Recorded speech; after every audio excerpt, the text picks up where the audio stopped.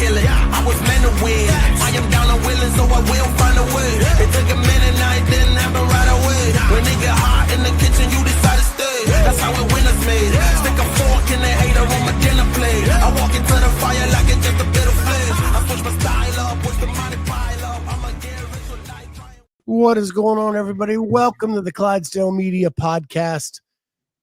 Yeah, I haven't been doing a lot of interviews, but if I'm going to come back and do one, I'm going to get one of the best people in the business to jump on with me, and that is Justin Cotler. What's going on, Justin? How you doing, buddy? It's good to be back with you, man. It's been a while. Yeah, I really slowed down on the interviews after the games this year. Just needed to reset myself, and I'm sure a lot of people did. Yeah, but sure, now I feel like I want to get back into it and back up. So here we go. Love it. Good to be I like here, to subscribe to the channel while you're here. Got some people in the chat already. Awesome to see them. So Justin, man, it's been a long off season for you. Yeah. It's been a long off season, and it's been a tough off season, to be honest with you. It's been a long one. A lot of stuff going on. Tough for reasons that people probably don't even know about. Because most people probably think, oh, tough because this person left or this happened or whatever. But no, it hasn't had anything to do with sports or the sport. Athletes coming and going, that's part of sports. That's small potatoes. We've been dealing with some family things, and that's been really, really challenging. Our daughter was diagnosed with what's called IgA nephropathy, which is a serious kidney disease, and it's been quite an eye-opening experience. Especially if anyone knows anything about my daughter Ivy, she's an incredible athlete. She's a gymnastics prodigy and rock climbing prodigy, etc. So this kind of came out of left field for us, and it's been kind of the new normal of dealing with with procedures and tests and kidney biopsies and medication and all those things, and and this is our new normal now, and we're just kind of staying positive and hoping, and there's a lot of unknowns about this disease. There's a lot of ways it can go.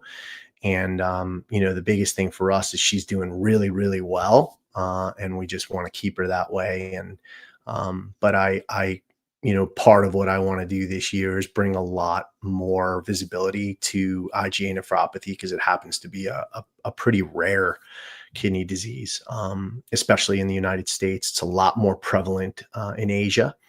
But it's something that I want to bring more eyes to, and something that obviously we want to do some things with, with Underdogs to raise money for research and start to do those things, because the goal would be eventually for there to be a cure, because it is incurable. So I am lucky enough that I get to stay in touch with you and Ash throughout the year. Yeah. Right. And I know that one of the hardest parts of this was just trying to find out the diagnosis. Yeah. It was so long of just unknown. And when it's your kid, man, it's so damn stressful.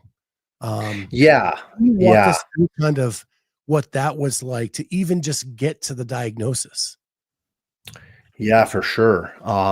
So April of last year, Ivy came down with what we thought was just a pretty bad flu virus, what the doctors called an adenovirus, but high fever, vomiting, things like that, which not atypical of, she was 7 at the time, not atypical of things that kids bring home from school.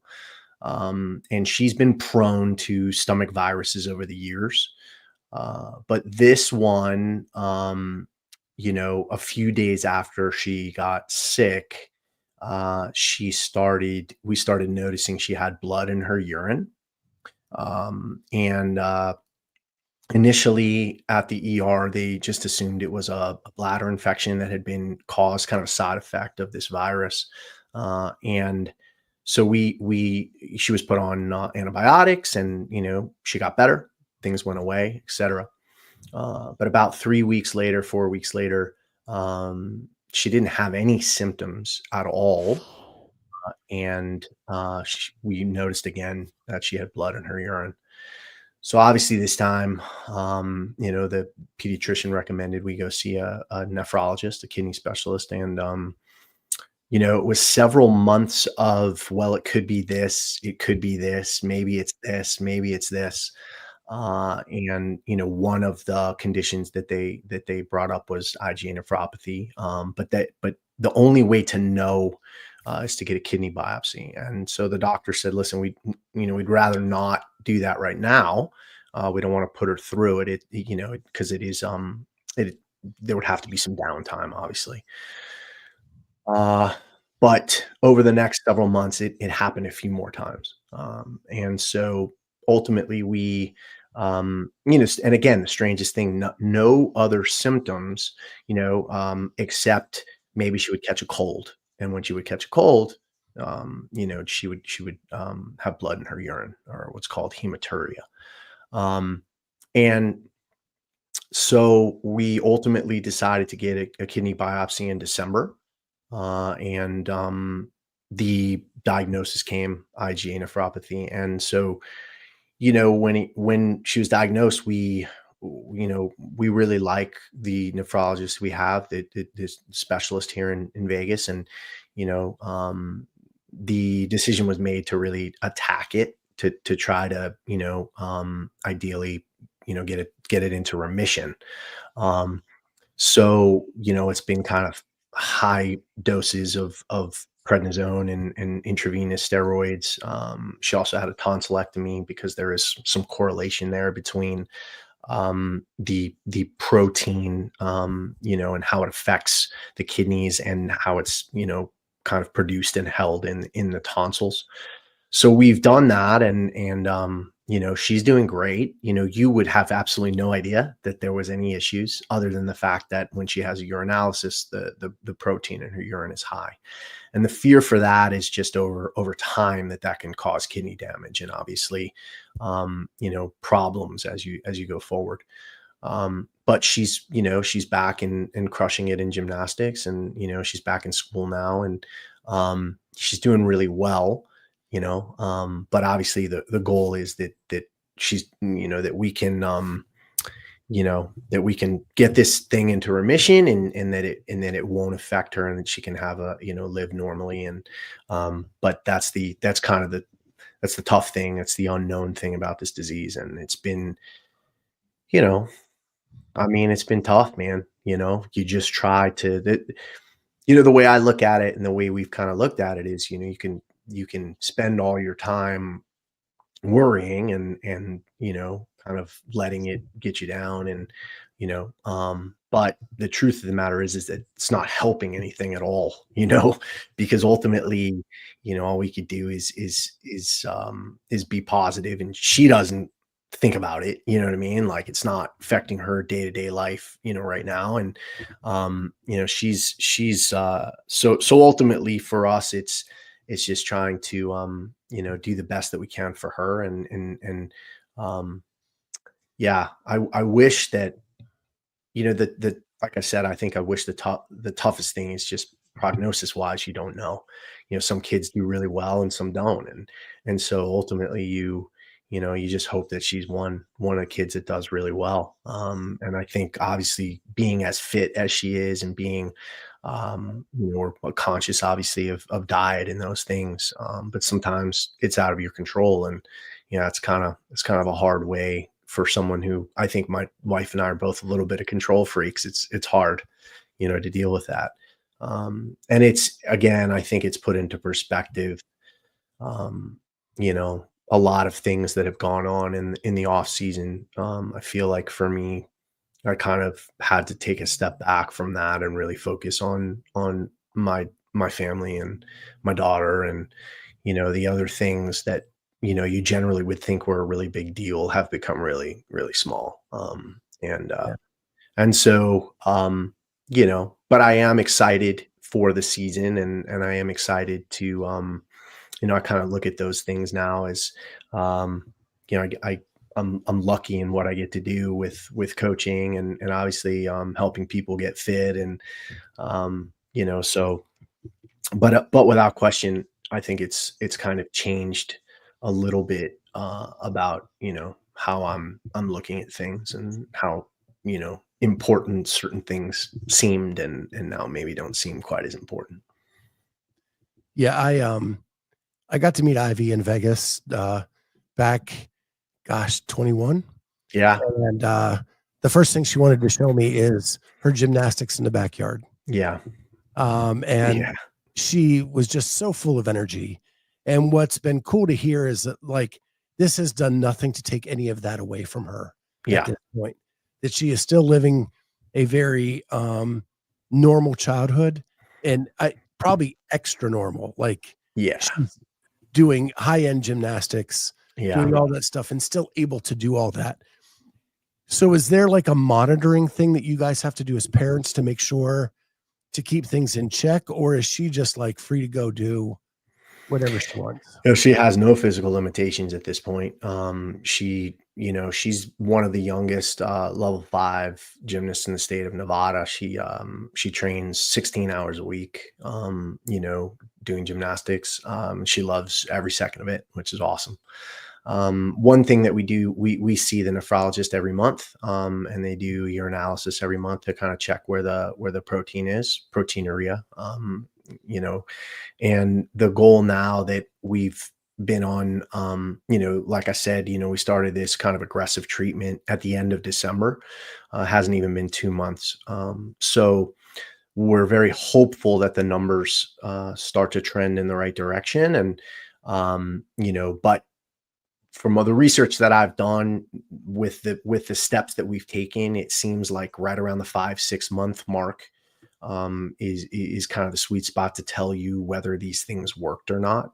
And so, right now it's patience and obviously, clinically she's doing amazing. Like you look at her and, the good news is we caught it relatively early. She doesn't have any kidney damage, which is huge. Her kidneys are functioning. The kidney function is normal. It's just the high protein. So, yeah. So at this point, luckily she's able to do the things that she wants to do and go to school and sports and those types of things, which she loves. And we just, try to make sure that we support her. And if we have tough times, because I'm not going to lie to you, it is, sometimes just hits you, Yeah. but you just make sure she doesn't see that, you know what I mean? And you make sure you don't discuss, certain things around her and those types of things. But yeah, man, I mean, obviously listen, it's not an ideal situation. But they could always be worse. And we're just staying as positive and hopeful as we can, and I think, it's obviously been a big learning experience. I had no idea about this disease prior to. And so, you learn about it and, you read a lot of things about other parents and other families that have dealt with it and deal with it. And, to be honest with you, you read positive and negative things, right? Like you read situations where kids have gone into remission and it never affects them again. And then you read where, unfortunately it does, and it gets really bad. So, you want to make yourself aware, obviously, of all the possibilities, and then you just remain as hopeful and positive as possible. So Corey Leonard says, life happens to everyone, Justin. Most people just don't acknowledge that people like coaches also have regular lives. Praying for you all. Thank you. Appreciate it. And ACR says, the unknown with kids is the worst. Yeah. Fucking terrible. It really is. Yeah. I mean, it's one of those things where you think about it and you're just like, God, you just give it to yourself and take it away in a second. It wouldn't even be a thought, But she's tough and she's strong, and I certainly don't, not asking for pity from anyone, because there's a lot of shit that people have to deal with every day, and this is just something we have to deal with now, and we'll attack it head on. And I think but again, I do believe there's that there's power in numbers, and there's power in knowledge, and um I do think that it's something that's important for me to kind of create some visibility for, because I don't think that there's a lot of people in this community that know about it, because I didn't. And if anybody else is dealing with this or have kids that are dealing with this, obviously, I'm not incredibly visible, but in the sport of CrossFit, I have a little bit of visibility. And if I can help in any way, this is something that I feel is my responsibility to do. And so, we're going to try to bring as much visibility to it as possible, and, probably do some fundraisers and things like that this year. And, just try to help as many people and kids as we can, who are just kind of suffering from this. So, and we'll help out in any way as well. We're always here for you guys. Appreciate that. Shifting gears a little bit, and you talked about the perspective that you now have with this happening to Ivy. Now, the other stuff that happens that everybody thinks is a big deal, isn't such a big deal. But we are in the CrossFit space. Yeah, there are people that want to know. Sure. It was announced recently that Ricky has moved to Proven. Yeah. I was very vocal when that happened. I'll leave that as it is. I was not happy about the move. Yeah. It upset me dearly. I am loyal to a fault. So that is just insane to me that happened. But I want you to give your perspective. And I'll keep my 2 cents out of it, because it is my 2 cents. Yeah, sure. Yeah, I think you look at sports, right? I mean, you look at athletes that change teams, or that, go from one team to another. And, I think this is part of sports. I think in our community, it seems like it's always more of a big deal. I think, like that it hits home a little more, or that it's more personal. The truth of the matter is, and I won't get into all the specifics, but, you look at it, you look at what Ricky and I accomplished, and I would say that it's more than most, when Ricky came back, obviously, I think he was somewhat of a pariah, if we're being honest. And I think I'm most proud of being able to help him rehabilitate his reputation, and more than anything, more than all the performance, achievements, I mean, I remember the 22 games, there was worry whether he would be accepted back or not. Yeah, for sure. I mean, from the beginning, and I think what we were able to accomplish, podium at the games. Obviously, I think in 2023 he would have won. I think he was the best in the world at that time. But winning Wadapalooza twice, winning semifinals, 3 top 5s, 3 podiums in Dubai, 2 top 5s at Rogue. I mean, it's quite an accomplishment, the things that we were able to do together. And I think we developed an incredibly, close relationship. And I think it was a hard conversation for him to have. I was very honest with him. I thought he was making a mistake, but a lot of the reasons for him were to the ability to be able to train with Tia, the fact that she's staying in Australia this year, the distance, I think, after a while got to him. And, but sometimes you just need to change, and sometimes maybe I think, as you go towards the end of your career, he's in his 30s now. You feel like maybe a change will give you an extra year, an extra 2, who knows? And whether it'll work or not, we don't know, I mean, I would say, and it's interesting because I think, I stand on my record, no matter how volatile it's been over the years. But I would venture to say that the majority of the athletes that have come and gone, when they were with me, they've done their best, and I'd have no problem saying that because it's true. If you just look at the numbers, no matter who it is you look at, that's been the case. And I don't think that but again, I think sometimes, things happen, and, I'm always grateful for the time that I've been able to have with the athletes that have been here.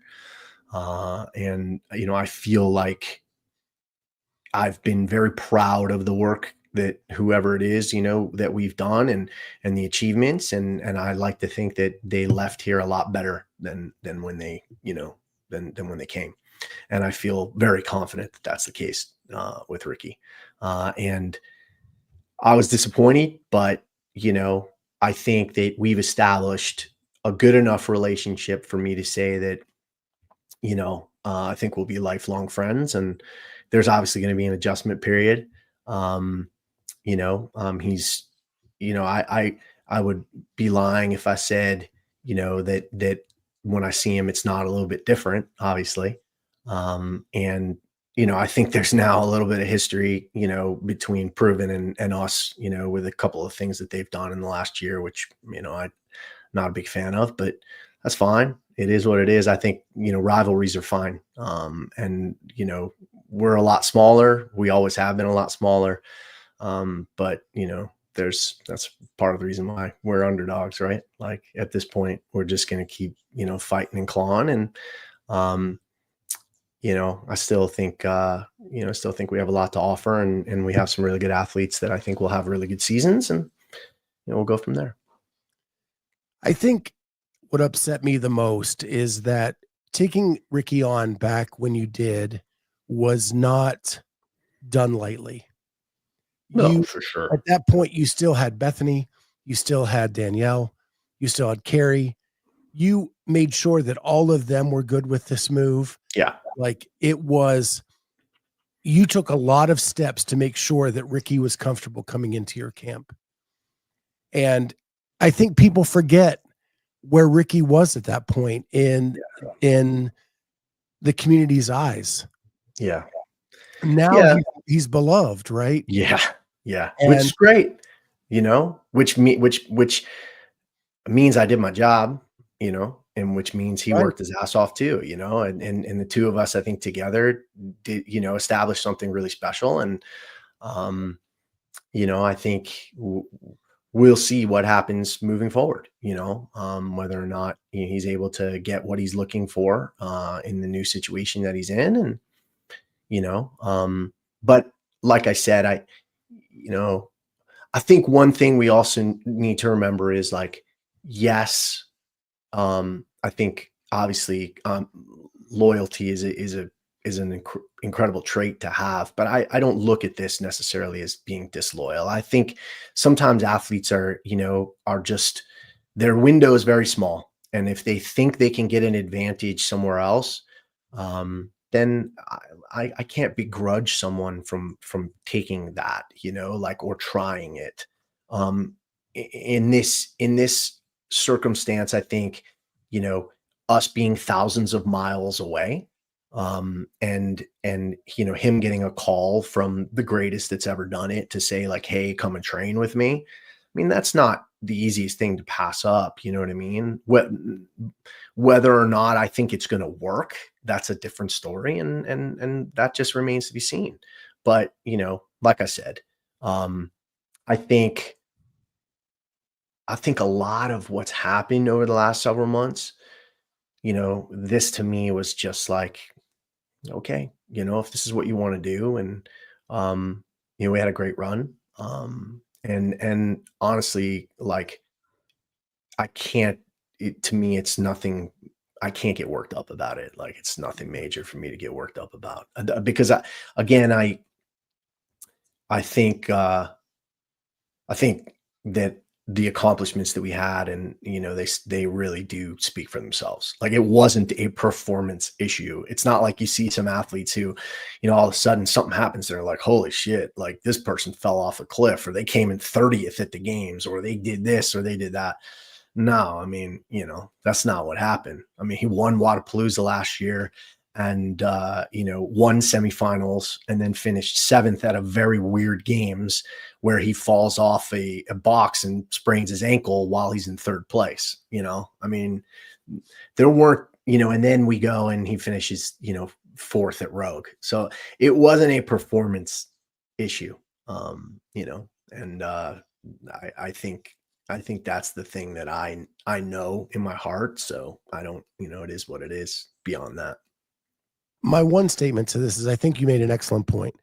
People's careers with you and then immediately after you are very different in one direction. People's careers before Proven and with Proven are very different as well. And I will leave it at that. Yeah. My last question to you is, we talked, last year about Kiefer leaving. Yeah. And that wasn't done very professionally, because you weren't told until last minute. But you wished him well, and I'm not trying to make drama where there's no. I understand. Yeah, I know. Yeah. Because you said Ricky and you will be friends going forward. Yeah. Was this one handled differently? I think. Listen, there were rumors. You know what I mean. I think I had an idea that it was happening prior to you. I wasn't blindsided per se. And yes, he did call me before it went official. So I don't have a problem with how it was handled. I have less of a problem with the way Ricky handled it than maybe some of the others handled it. But again, it is what it is. I don't always agree with the way people deal with things, but you have to remember, man, like in this business and in any business or in life, the way that you would handle things or the way that you would do things is not the way other people are going to do it. And if you expect them to do that, or you get worked up about the way that they handle things, you're going to constantly be disappointed and angry. So at the end of the day, you just deal with it, and that's all right. I know what type of person I am, and I know the values and morals that I have. And throughout all of these situations, I feel very, very good about how I've handled it. I feel like I've always taken the high road. I feel like I could be a lot more aggressive and belligerent and talk a lot more shit and say a lot more things about people. But what good it's going to do. You know what I mean? And it's not the way that I want to be known. It's not the way that I want to be remembered. And it's not the way I want to, kind of, be a model for my kids and the people that care about me. So, ultimately, you keep moving. That's the way it is. Shit happens, and you keep moving forward.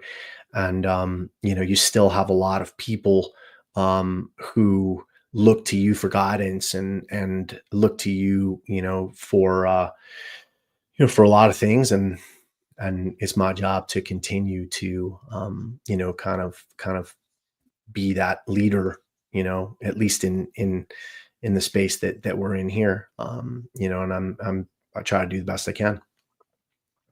So ACR asks, what are the steps Justin would use if he was courting an athlete? And I'm going to add on to this.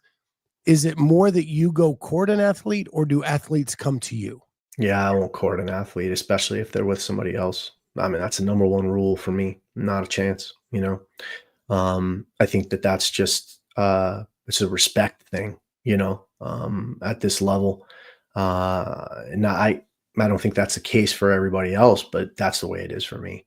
If there's an athlete who I know doesn't have a coach, and I'm interested in, absolutely, I think the first step is communication and just building a rapport. But in general, I've been lucky enough in my career that, I've had athletes that reach out to me. And, again, one of the first questions is, are you working with someone, and do they know that you're reaching out to me? because I want everything to be above board, and I don't ever want a situation to come where somebody feels like I stole an athlete. That to me is because I feel like that's happened and I know what it feels like. I would never want someone to speak about me that way. So I think that there's a lot of room and space in our business where you don't have to do that. You know what I mean? Like there's a lot of really good athletes, and I think when you establish yourself as a coach who has been able to bring success or help those athletes reach their goals and help them maximize their potential, those opportunities are going to come. So you don't have to go out of your way to hurt somebody else to do that. In a couple of minutes, we're going to talk about maybe some new additions to your stable or your dog pound, and some of the mainstays. But I have one kind of $1 million proposition for you, and then I have the wacky season that is about to come. Yeah. Okay. So what I love about you is you're free to speak about your thoughts as to how we can change things to make this sport bigger. Yeah.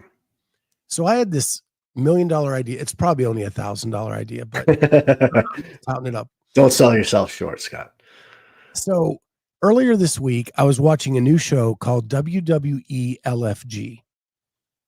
Okay. And what it is they have this World Wrestling Federation or Entertainment Performance Center in Florida, where they teach and train athletes to become pro wrestlers. Sure. They've made it a reality show. Yeah. So 16 wrestlers, 8 men, 8 women, 4 legend captains, The Undertaker, Booker T, Nice. Mickey James, and Bubba Dudley. Okay. They divide them up, and they're going to coach them and compete. And the winner of the men and the winner of the women get a WWE contract. Yep. Take 15 athletes that want to be trained by an elite coach. Yeah. Put them through a week of training, doing an elimination process. And at the end of the week, one athlete or one man and one woman get trained by an elite coach for the upcoming CrossFit Games season. Yeah. That's your pitch to Netflix. That's my pitch. Yeah. Gotcha. That's not a bad idea, man. I mean, I've been talking about forever that we need something to create more visibility and bring more eyes on this sport. We have, superhumans doing superhuman things. The things that these athletes can do is remarkable.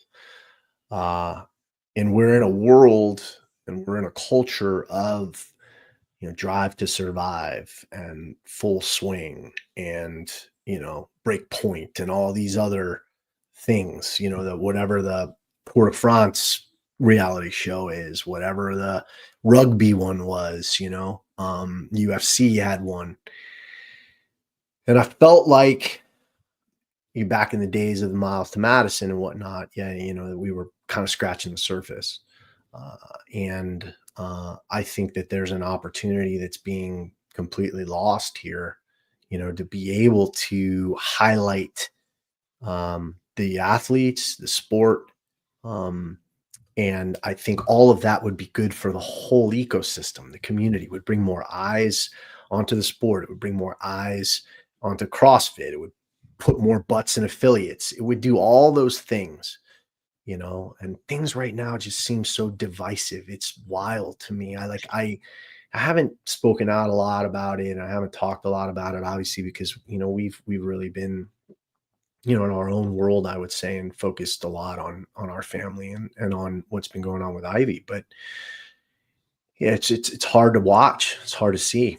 I mean, I was an affiliate owner for 10 years, and then COVID happened, and we sold our gym in New York, and obviously, we came to Vegas and started Underdogs. But I I know what it's like from both sides, to kind of, my favorite class to coach when I owned an affiliate was foundations. There's nothing that I liked more than getting in on the ground floor of changing somebody's life through fitness and through CrossFit. But I also love the sport, and I love the idea that this sport can grow and create opportunities for athletes and coaches, and that in turn will put more butts, into affiliates, and continue to grow this thing, because we all know that the effect that it can have, on someone's health, and so it's just frustrating to me that I kind of feel like right now that these sides are kind of pinned against each other, and I don't really understand it. But I do believe that we've missed the boat with creating some type of reality show. And a lot of people don't love the whole, idea of like a reality show with the drama and everything else, but that's the world we live in right now. Like, that's what sells. And so ultimately, if it's going to create more visibility, if it's going to enhance the popularity of the sport, of the methodology, all those things, I think that they can work symbiotically. They don't have to work adversarially. And it's very frustrating to me. And, listen, we're coming on up to a season, that we now see kind of the CrossFit Games pinned against the World Fitness Project. And I don't know why it has to be that way. I think again, you can have these things work in symbiosis. When the World Fitness Project is, you have these athletes that are doing these things, and you have this elite field, and people watch it, and you could have CrossFit could have their commercials in the middle of this, hopefully what'll be a television show, right? Because the sounds like the events are going to be 2 to 3 hours long. It's perfect for the perfect length of a quote unquote TV show, or if you stream it, whatever you want to call that. But and in the midst of that, people are going to ask questions like, what is this? Where do I go do this? Well, we go do this in a CrossFit. You learn how to do this in a CrossFit. Like, why is it not working together? I don't know. It's frustrating as hell to me, because I think we're missing a huge opportunity to expand the reach, and the reach of the sport. Expanding the reach of the sport can expand the reach that we have, on the ground floor and affiliates, which, but I don't know. I guess there's people that are a lot smarter than me that for some reason haven't figured this all out. I don't get it, What I liked about the idea I proposed is they're all up and comers. Nobody really probably knows their name unless they're a nerd like me. Yeah. Right. And it's a way to get exposure for those athletes, because we have dropped all on 11 through 40. Oh, 100%. Right. Everybody knows top 10, 11 to 40. We're struggling. Yeah. And you're never going to grow the sport unless people have a vested interest in those other athletes as well. Yeah. Yeah. And I agree with you. And I think a lot of that just has to do with the fact that, there's, the competitions, generally speaking, when they're broadcast, don't focus on those athletes at all. Right. Like you could go through an entire event and the camera's focused on the person who's in first or second. Right. Like I see that all the time. People complain, oh, why didn't you show this person or this person? I mean, it's not the easiest thing to do. I understand that. Although I will say the premium package from Rogue, where I could move the camera wherever I wanted, that's pretty cool, was pretty freaking awesome. Yeah, that's very cool. So now we're going into a season with 3 silos, right? You have the CrossFit Games season, you have WFP, and you have this reps ahead thing that's trying to make its name out there. Yeah. Right? Yeah. All kind of doing their own thing in their own way. Yeah. CrossFit Games still couldn't tell you how the season works. Yeah. Like, right? There's in-person this, there's affiliate that, you can qualify here, whatever you do at first, that's what matters, and then nothing else. Yeah. It's very hard to explain to my friend. Yeah. That has never seen this. WFP, I could tell you their season. but Yeah. this is the first year. We don't Yeah. know what kind of traction they're really going to have. No, we don't at all. Yeah. Right. And then reps ahead is kind of the little snack. It's really easy to get my friend to watch Yeah. for 5 minutes and kind of explain to them. And then it's just trying to get them to understand this can be bigger. For right? sure. For sure. So as a coach, I know Alex has signed with WFP. Yeah. I know Alex has done reps ahead. Yeah. And I'm assuming she's doing the CrossFit Games season. Yeah. So now, as a coach, how do you keep her prepared? Yeah. For all of it. Fuck. Yeah. I know. No, seriously, we put these things on paper, like we mapped out the schedule, and it's daunting. It's a daunting task. I think both of us, when we kind of looked at the schedule, the travel, a lot of the several back-to-back weekends, things like that, it's going to be challenging. It's going to be challenging, very different than what we've dealt with in the past, especially with Alex, because she's not a very competition experienced athlete, right? Like, she's still very young. She's just 23 years old. She hasn't had a ton of major experience. She hasn't done a ton of off-season events because we've been building and building and building. So you look at this season and you look at how many events there are, and it's going to be, I think, the most challenging year I've had as far as, programming for her to make sure that she's prepared, but also recovered, so that we just don't destroy her. Right. I mean, that's the key. And I think there are a lot of athletes that are going to be dealing with the same thing. I mean, obviously. So, is it the goal to be good at everything, or are you going to have to prioritize your peaks? Well, sure. Listen, I would love to say that the goal is you want to be good everywhere, right? You don't want to show up in an event and not do well. I think, one, you don't want to deal with that internally, but also you don't want to deal with the media. What happened to this person? Like, oh my God, they came in, blah, blah, blah. I mean, we saw that at Wadapalooza. There were a lot of really good athletes that struggled, and now, they stink, but that's not the case, obviously. You know what I mean? So I think it's impossible to peak everywhere. I think obviously that you have to prioritize.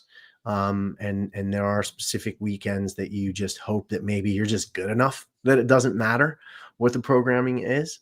I would say that there's very few people like that in our sport, and there haven't been many that can just show up and do well. But yeah, we're going to have to take a look at specific events and say, okay, this is one we know we're kind of training through. Hopefully we do well, but at the end of the day, obviously I think you still look at the CrossFit Games, Rogue, it's kind of the North Star events in a sense. In WFP, obviously we don't really know yet. I'm just curious, we don't know much about format, programming, etc. But my assumption is that obviously the final in Copenhagen, will be, will be a big one as well. So, you're looking at least at those three, and then you have a bunch of others. I mean, she's planning on competing at, obviously we have online semis, then WFP, then she's probably going to do NorCal, and then another WFP, and then the CrossFit Games, and then Rogue, and then Copenhagen, at the final. So I mean, that's a lot of in-person events, So how do you rest your body with no off season now? I still think you're going to have to, I think the beginning of the year is that's kind of what you're going to be looking at, December and January, you're going to have to, prioritize that stuff. I think the fact that they've moved Wadapalooza is great. They've moved it to March now. So you're looking at that beginning of the year, as taking the time that you need mentally, physically, spiritually, all those things. Or you're just gonna be burnt out. You're gonna crush yourself. Someone like Alex can get top 1% in her sleep. I would think so. I would hope so. Just being transparent, she's been dealing with a shoulder injury that happened 2 days before Rogue, during a little kind of a nothing, tapering. We were tapering and we had just doing an easy EMOM and tweaked her shoulder, and it hasn't been good for months. I mean, she competed through Rogue with that, still came in fourth, and but this, I will say, this is the first week, yesterday actually, she has not been able to snatch in 3 months. So so if there's a heavy snatch coming up week 1, may not be great, but it is what it is. This is part of sports, right? You deal with injuries and you work on the things that you can work on and getting better at the things you can get better at. And that's just part of the deal. So I've been saying over the last month, like, why can't we let both seasons run their race? Mm-hmm. Just see how it goes. Like, everybody's kind of being critical that one is doing one thing, one is doing another. And, yeah, and I look at it this way. I'm a longtime sports fan. sure. I've seen other leagues pop up against major leagues. They had great innovative ideas that were then adopted by the main league if it didn't succeed. And if it does succeed, we're all the better for it, right? Yeah.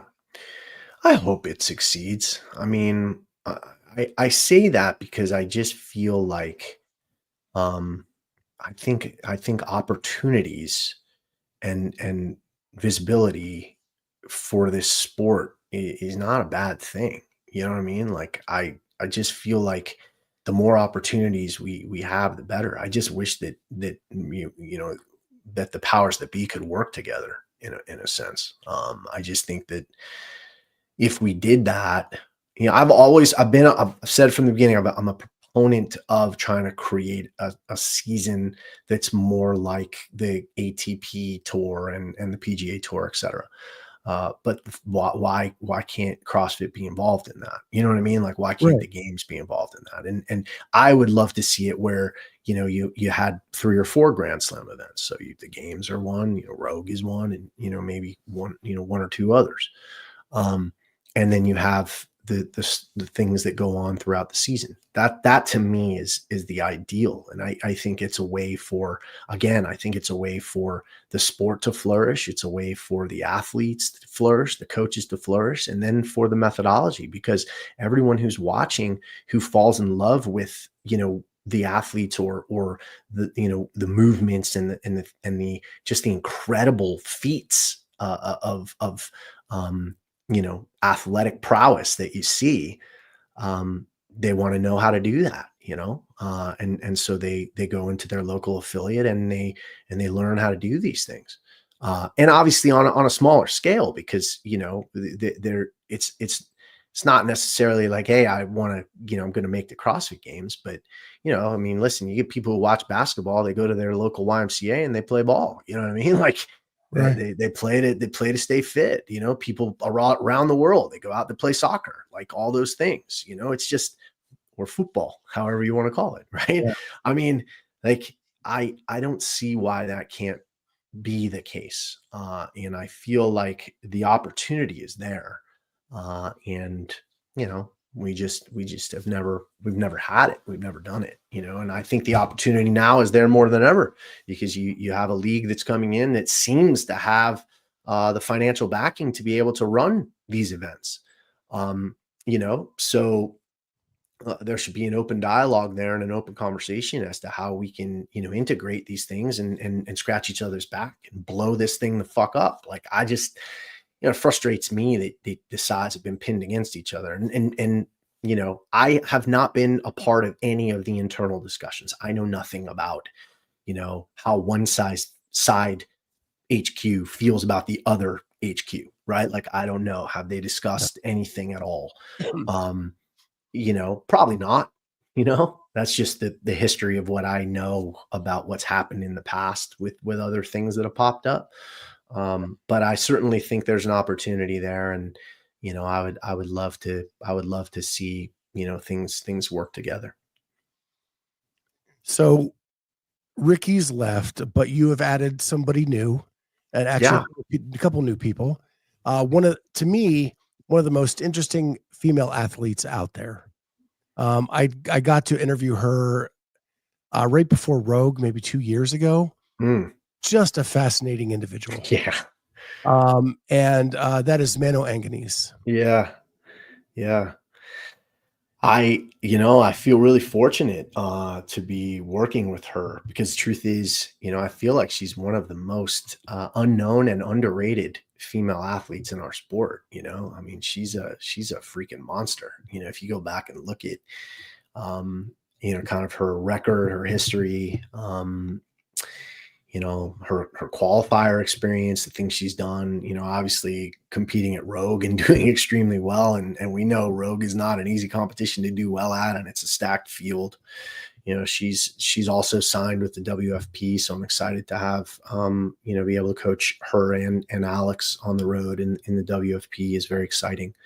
And the truth of the matter is, probably would have never happened had it not been for Snorri. Who kind of introduced us. And I think she is someone who, really values her autonomy. I think she's an extremely independent person. I don't think that she at all craves the limelight, or, social media visibility or anything like that. I think that she just likes to do the work, and I think she likes to compete. And I've been incredibly impressed with the work that we've done so far. It's been a short period of time, but she's really good, and she's even better than I thought she was. And I'm excited, to work with her this season and see how it goes. And we've been talking. I think she's going to come to Vegas for online semis, because right after online semis, the week after, we have the first WFP event. So I think she'll come to the States for online semis. She's also doing Mayhem, but I think she'll get to Vegas, to come and be able to do online semis with Alex, and then we'll travel to the WFP together. And so I'm excited. It's really cool, man. It's just cool when these unexpected things happen. And I'm not sure it was necessarily on my radar, and then all of a sudden it was, and I'm incredibly grateful. What does it do to kind of shake up your juices, to have someone like a lot different than Alex on the surface, right? Yeah. Yeah, very different. Obviously older, more experienced, but somebody who from the very short time that we've gotten to know each other, someone who's also like equally as genuine, which is awesome. I feel like at this point in my career, I'm just not about the bullshit. You know what I mean? I'm just not, so ultimately it's going to be like, I'm very interested in continuing to help people reach their maximum potential, but like I'm interested in helping people who are genuine and not about the drama, and really just want to work hard, and who are good people, and so she seems to be all those things, and Snorri has spoken, and has held her in such high esteem for an extended period of time, because he has told me about her for a while. But this is like the first opportunity that we've had to be able to work together. And, we had a really really cool, kind of very, interesting heart-to-heart sit down after Rogue ended, and continued that communication over the next few months, and have now made it official. And I think I can help her, but obviously, she's already really good. So right now it's fine tuning. And I think what she's really looking for is my ability to be able to bring the best out of her on game day. I think that's what she feels like she's been missing, is in-person competitions, just not having that voice that she necessarily trusts completely or feels like can bring the best out of her. And I feel like that's a big strength of mine. There's a lot of good programmers out there, but I don't think there's a lot of great like in-game coaches or in-person coaches. And I feel like that's kind of where my strength lies. And so I think it'll be a good athlete coach relationship. I really do. Because of lack of time, I'm going to skip over Sarah and Braun, but like when you say genuine individuals, they fit that bill too. Yeah, for sure. Yeah. Got to meet Braun at Masters CrossFit Games last year. That dude just cracks me up. Yeah. What a good and genuine dude he is. Yeah, he's awesome. And then obviously Sarah, I mean, I don't know what can I say about her? I mean, she's as good as it gets, and very excited. I feel like this is really the first opportunity since I've coached her that we've had that I can see some light at the end of the tunnel. And I think she has a real opportunity this year to be able to do some things she hasn't been able to do the last few years. I don't know what that means, but I think it means that she'll be able to compete and really put herself in a better position to be successful, but also to kind of bring the joy back that she has not felt because she's had to deal with so much shit. So yeah, those and one person I want to shout out. I think that's who I'm going to bring up next. Real quick, the young girl, my young girl in New Zealand, Tahilia Vasaki. Talia Vasaki. Yeah. I think I'm as excited about her as I am about anybody. I think but can I ask you a quick question? Yeah. So you have Mano Anganese, who's been around the sport, and you're polishing the diamond. Yeah. Now you've got this young girl out of New Zealand, who, from what I hear, 14. has all of the natural ability. Yeah. But she needs molded from the beginning. Yeah.